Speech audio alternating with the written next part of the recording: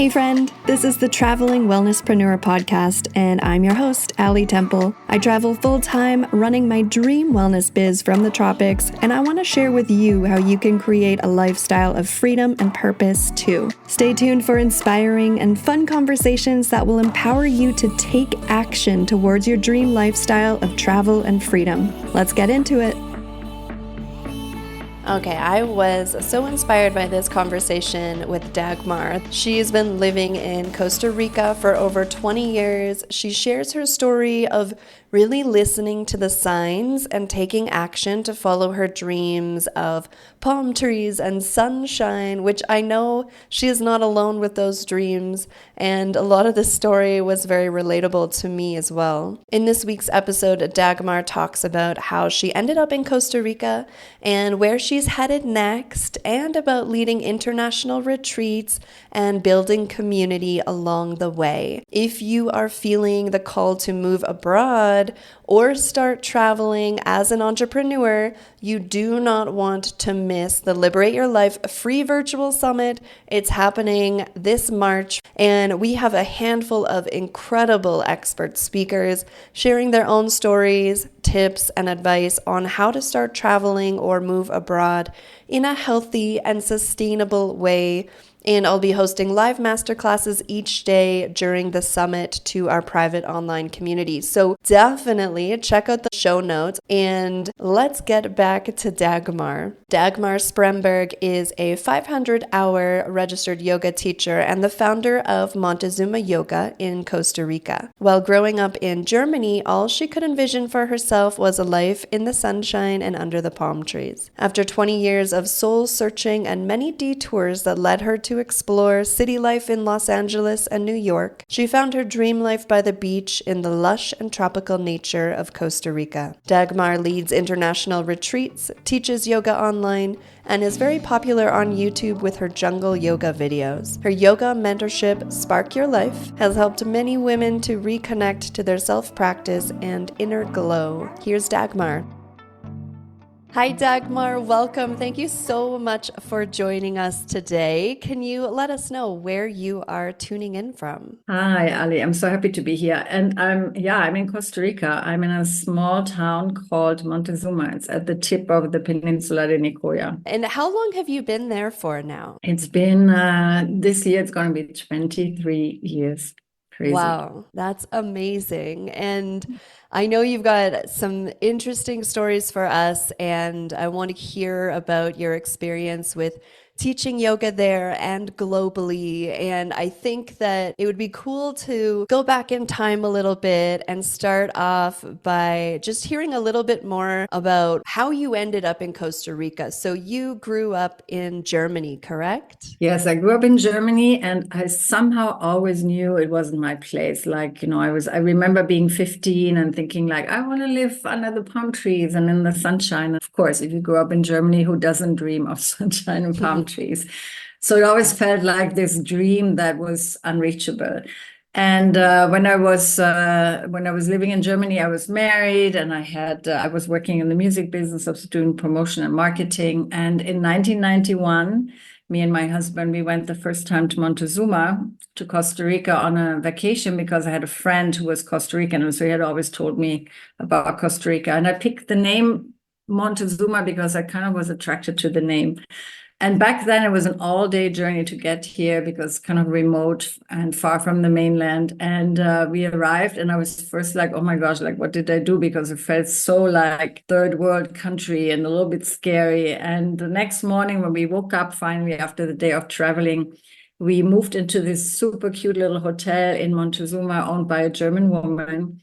And it was right away, it was like, wow, she's living my dream. It was like, when you have a dream and it kind of feels unreal, and then you see somebody else doing it, it's really powerful. Because even though I felt like it's not for me, I'm not going to do it, but it was like, wow, this is exactly the image that I always had. So that was in 91, so I was 25 back then. So then we stayed there, and we really fell in love with the place and the wild nature and the jungle. And it was like we stayed 10 days, and I even met some Greek guys who were also just arriving there. And they said, oh, we're going to stay here. We're going to open a hotel. And we were like, yeah, sure. So, but for some reason, I kept Montezuma in my mind and always wanted to go back there. Yeah, I went back to Germany. And then in 1996, I decided to leave my whole life behind. I left my husband, I left my job, and I ended up moving to LA, which was never really a place that I had planned to move.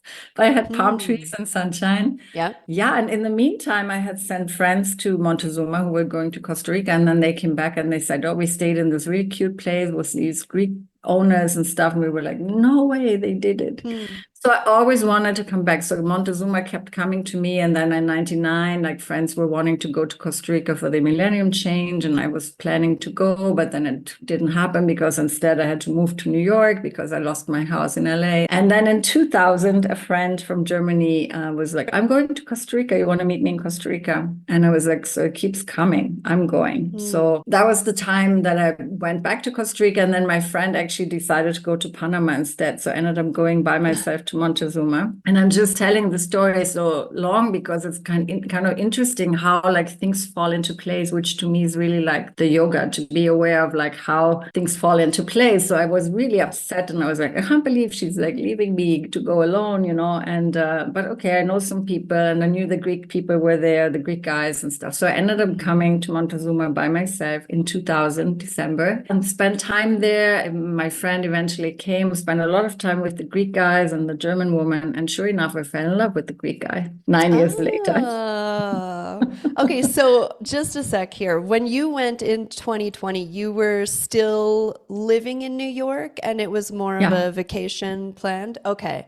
Yes, I was living in New York and I was a little bit struggling with the whole, life. And I was kind of single and I just came to Costa Rica because I want to go back to that place. I had no intention of moving there. And then I fell in love with the Greek guy.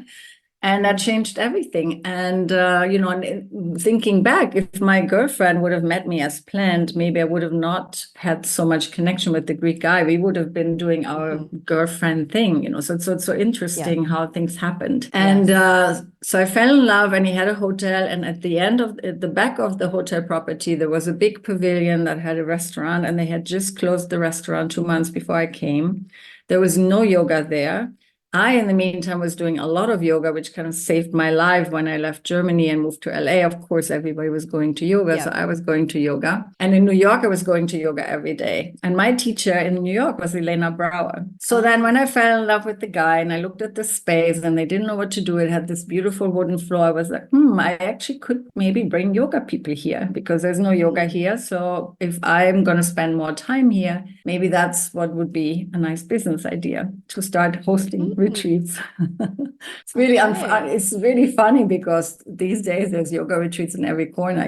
Back then it was just party. Yeah, and it's especially with Costa Rica, like you hear Costa Rica, and for me, like I think yoga. So to think back to that time where you were really like a pioneer in bringing yoga to Costa Rica, that is really cool. So were you even teaching at that point? No, I wasn't teaching at all. So, and when I went back to New York, I was there in December, and then in January I went back to Costa Rica because I needed to figure out if this really real, like the emotions that I had with the guy, and are we really in love, or was that just like a little fling? And it felt real and it was beautiful. And so I went to Elena Brower and I just said to her, like, I have this amazing place in Costa Rica, and would you be interested in hosting a retreat there? And I organize it for you. And she was like, yeah, let's do it. So it was really sweet because also back in the day, everything was so like spontaneous, and there was really this beautiful yoga community.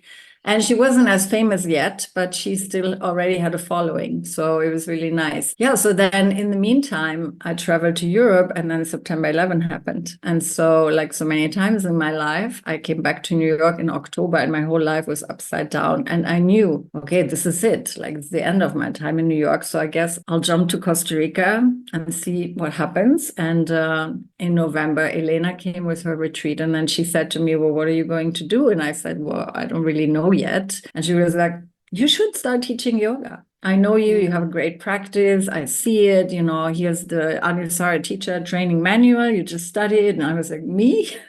How about, she was like, yes, and I mentor you. Really beautiful. That's why I like to tell the story, because again, it's like, I could have never planned this. If anybody would have said like, you're going to move to Costa Rica and become a yoga teacher 30 years ago, I would have said like, are you crazy? It sounds great, but how, And then all of a sudden, really, things were falling into place. And then I was like, okay, well, I guess I'm just going to start twice a week with like friends and see how they like it. And they enjoyed it. And then I was like, okay, and then I went to New York and did my Vinyasa teacher training, because I felt like I need to have a certification, and slowly started to build my studio. I remember one evening it was rainy season. You know how that is. You live in Bali sometimes. So it was pouring rain. I was in the hammock, no paper, nothing near me. And I was like, all of a sudden I had this vision of like my website and how it would look like. And it was like 2002. And it's not that people had websites in 2002. So I was like,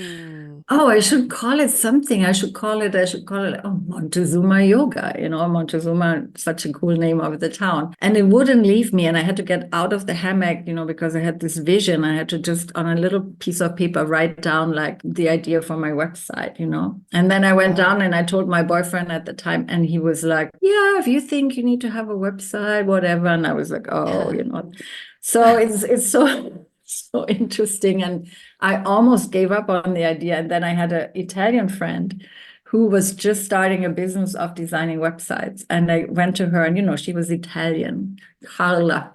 And so I went to her and I said, I just had this idea of maybe doing a website. And I don't know, what do you think? And she was like, fantastic. It's great. Let's do it. I do it for you for $500. And I was like, oh, wow, somebody wants to do it, So this is really how it all happened. And this is how Montezuma Yoga was born. And with really just a lot of things falling into place and just me jumping in and not really knowing what I was doing. And and here we are 23 years later. That is such a cool story. And I love how, I think so many of us need to be a little bit more open to listening to the signs and actually taking action and following those signs when these types of things happen. Because like just from hearing your story, to see how everything unfolded one thing after another is so interesting. And that now you've been there for so long and you've created and cultivated this incredible lifestyle and business. And I'm just so excited to hear that. And I know that the listeners are going to be excited to hear that as well, because I think that we all in some way are dreaming for that kind of experience, just like when you first went to Costa Rica and you saw someone's lifestyle and you had this vision and this dream and thought, well, I want that, but there's no way, like I have no idea how that would happen. It just shows that it's possible. So much of that story resonates with me too. I grew up in Canada and I was always dreaming of the palm trees and the sunshine, and LA was actually my first invitation to those things. I was in LA for 4 years before I started traveling in the tropics. So over this past over 2 decades now, you've been there in Montezuma and hosting retreats and teaching yoga. And then at some point, I'm going to guess that perhaps it was around the same time as many of us, you started to also shift to some online offerings. Was that around the pandemic times, or what brought you to start doing more international stuff online? Well, yeah, first I always did, because I am German and I was always wanting to stay connected to Europe. I started already in 2012 to teach retreats in Europe, and I would go to Ibiza or Greece or Iceland and pick all these places that I wanted to go, and started bringing people there. And that's still something that's really my most favorite thing about the job, right? To take people to a beautiful place and have this week together. So that's what I'm most passionate about. And the beauty was, because of my studio in Costa Rica, I had people from all over the world passing through. And while it was challenging sometimes that it was so transient, like, you would sometimes just meet people for 1, 2, 3 classes, it was really beautiful to build a nice international community. So when Costa Rica closed borders for the pandemic and the hotel and everything closed, I right away was like, okay, I'm going to figure out how this Zoom thing works. And it was amazing. I first did it by donation, and I had like 30, 40 people in every class. Oh. And it was so nice to see all of a sudden people in Germany and people in Canada and people in America and like, you know, from all over the world and in Italy. And we were all like meeting, and it became really like a sacred space also for me. I don't know how I would have made it through all this time without having this purpose of like, I need to show up and like be there, and we have to, you know, reconnect. And of course, at some point I shifted it from donation to paid classes, and then it became less people. But I have to say, I'm still teaching Zoom classes every Sunday. We call it Sacred Sunday because it really is like this sacred space. And there's 10 people or so that are like my regulars. And some of these people have been with me since, what is it now, 3 years in March? It's unbelievable, you know, and I'm so grateful for that. You know, that would have never happened without Zoom and without just jumping in. Again, just like, okay, you know, see the signs, jump in and figure this out, and letting go of this perfectionism of like, it needs to be perfect, I need to have the perfect equipment and everything. I didn't in the beginning, you know, but I think what matters is showing up. And I feel that is something in my story that I like to inspire others with, is like, you know, we always wait for the right time. And it's like, oh, this and this needs to happen. And then I move to Bali, and then I move to Costa Rica. And it's like, no, the right time is always now. It's always going to be scary. It's never easy. It was not easy at all. I was freaking out many times. But you know, if you have that longing, I think it's much scarier not to follow that longing and just stay, keep yourself small, you know. And so just do it, show up, be real, figure this out as you're doing it. And this is how I've always done it. And I'm actually in a similar situation again in my life, you know. Okay, let's come back to that. But it's such good advice. And I'm so glad you brought that up, because really the hardest part is just taking that initial step, right? Whether it is traveling, moving overseas, or starting your business and learning the tech stuff and putting yourself out there in an uncomfortable way. Like, if you never take those first steps, you're never going to know what you could create and what kind of life you could end up having. So that is such a key component in going after your dreams. Like, you have to just do it and learn along the way. And I love that you brought that up, and that has been such a big factor in getting you to where you are now. I think also the important piece is, so many times we have a glimpse or an insight and we push it away. Like me, when I was in the hammock and I had this idea of the website, and then right away the mind is like, oh, who am I now to have a website? Or who am I now to do this, is that? And then we let it go. And those little moments are so, so, so important, because that's really when our deepest longing, our desire, our intuition, whatever you want to call it, speaks to us and guides us into the next direction. And I feel, to me, really, this is all the yoga is to me, and why I'm so grateful to the yoga, because it is about keeping the channel open, that you can get it when you have the glimpse and you appreciate it and you recognize it, and you're like, oops, there's something important happening here. Because I think we all have moments when we look back at our life where we see, wow, this is really a pivotal moment where something could have gone this way or this way, and I decided to go this way, you know, and life changed completely, you know. And in that moment, even though it's terrifying sometimes, you get that opportunity to look back and realize that it shifted in such a positive way your life to something that you never probably even would have dreamed of. So yeah, that is so great. Thank you for sharing that. And although you're based in Costa Rica, you, like you said, you've been hosting groups and retreats for many years. And so you host retreats there in Montezuma.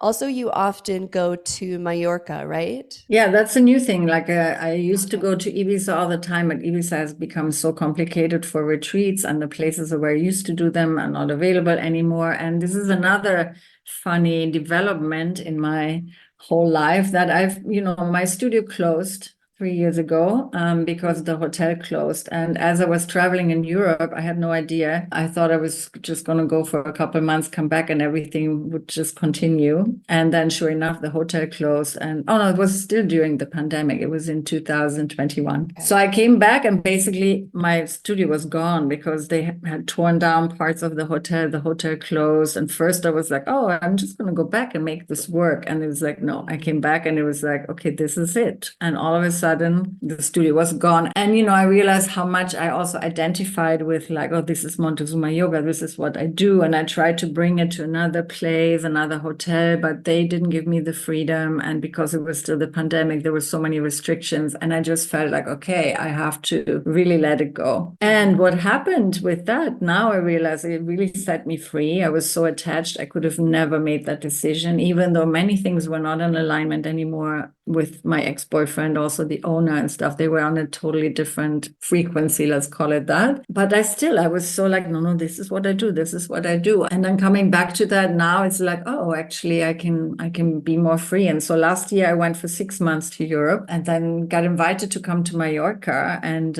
I've never really been so much into Mallorca. And then all of a sudden I fell in love with the place there, and it really touched me. And I was like, again, I got all of a sudden got even an invitation. Somebody contacted me who had an apartment in a place that I went and really loved, and was like, I had goosebumps, and I knew, okay, something is calling me here. So this last year, 2023, I went and I spent 2 months in Mallorca, and I hosted my first retreat in a new place in Mallorca. And it was one of the best retreats. The place was amazing. And everything was flowing. Everything was flowing. And I just was like, okay, I guess it's calling me. Like, I have to change. I feel like that Costa Rica now is that I'm closing this chapter, because it's not really serving me so much anymore. And I would have never thought I'd end up in Mallorca, but I guess this is where I'm going. Okay, that is so interesting. So you have spent all of this time in Costa Rica and really followed your path there and the signs. And over the last few years, things obviously shifted in many ways. Are you planning to relocate to Mallorca in the future? Is that what you're considering now? Yeah, I mean, we have a property here in Costa Rica, and I have a boyfriend, so we have to make this decision also together. And we just put the house at the market. It was so scary. I mean, he's been talking about this change for 2 years. He was feeling ready. He's been living here 30 years, and he really wants to get back to Europe and into cooler climates and stuff. So we'll see what happens. We put the house in the market and we'll see what happens. I know that I want to go to Mallorca in April. I have a room that I'm renting from a friend who has a guest house. So also that totally fell into place. And then I'll just see. My first retreat is in May in Mallorca. I have another one in June and 2 more in September. And so my idea is definitely to make it my base. Let's call it that. Rent a room, go simple,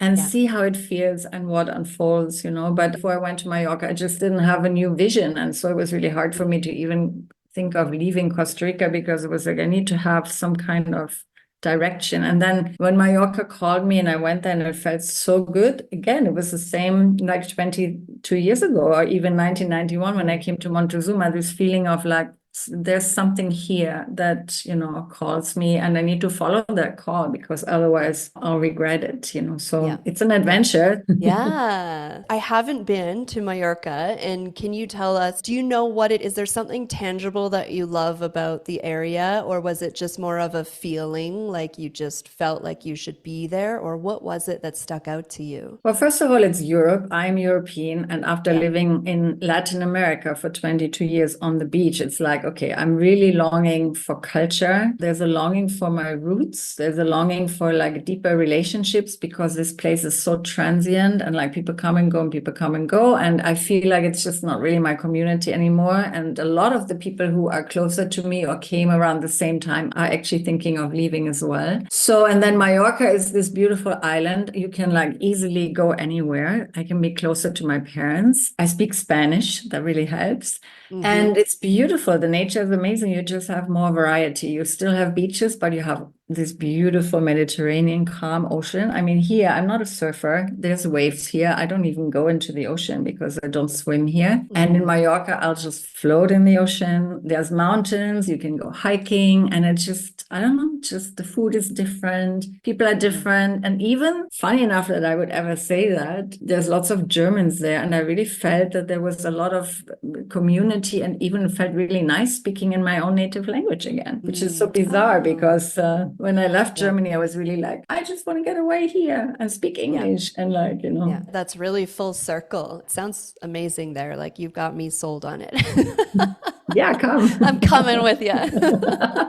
So you said that there's not so much community where you are anymore, at least because it's transient. And I'm curious to hear a little bit more about how you stay connected to community online. You and I met through a mastermind, and are those the types of ways that you're finding to stay connected to like peers and others who are doing similar things with teaching yoga internationally? Do you find that online communities are helpful for you for staying inspired and connected to your craft? I enjoy doing things online, but to me, it can never replace real connection in person, and that is also the thing. I mean, I really built community here when I had my studio, and it's not happening anymore because, it's just different, and that's what was so beautiful when I went to Mallorca. I also participated in a retreat in a conscious community for a week, and it felt so nice to really be with real people and like just hug each other and hold the space for each other and not limited to the screen and a certain time. And maybe I'm old-fashioned in that way, but